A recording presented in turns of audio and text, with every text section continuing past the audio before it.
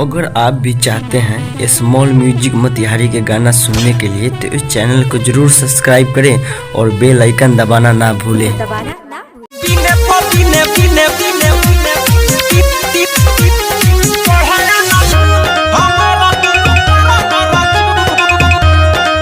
Music by Vikesh भोजपुरिया।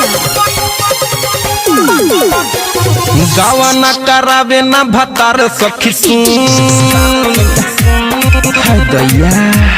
गावा न करावे न भतार सखी सुन यारो न आवे घरे बाटे रंगून दिने पदिने बढ़े आना धूल चोली के दुनु करा न रजून दिने पदिने बढ़े आना धूल चोली के होई करा न रजून गावा न करावे न भतार सखी सुन यारो न आवे घरे बाटे रंगून दिने पदिने बढ़े आना धूल चोली के दुनु करा न रजून दिने पदिने बढ़े आना धूल हमारा दुनु करा न रजून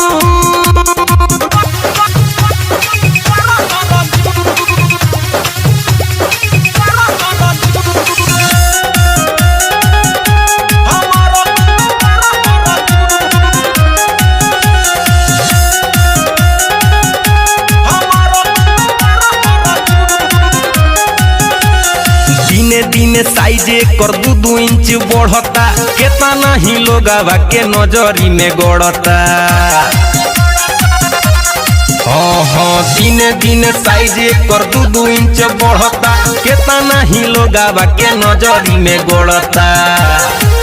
हाय बढ़ के बवला से भइला बयलून कौन उपाय करी लागता वे घूम दिने पदिने बढ़े आना धूल चोली के दुनु करा न रजून दिने पदिने बढ़े आना धूल हमारा दुनु करा न रजून दिने पदिने बिने बिने बिने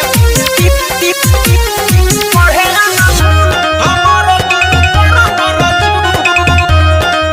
म्यूजिक बाय विकेश भोजपुरिया। लागतावे सखी रे ई दुनु कुछ दिन पर छुए लागी धरती लटक के जमीन पर। हाय दैया और लागतावे सखी रे ई दुनु कुछ दिन पर छुए लागी धरती लटक के जमीन पर।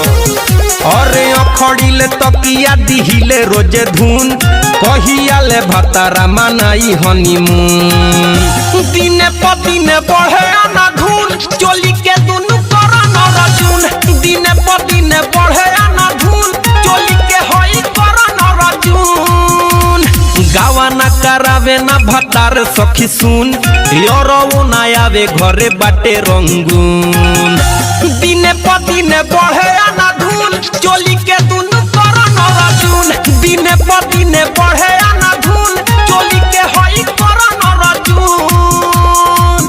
अगर आप भी चाहते हैं स्मॉल म्यूजिक मोतिहारी के गाना सुनने के लिए तो इस चैनल को जरूर सब्सक्राइब करें और बेल आइकन दबाना ना भूलें।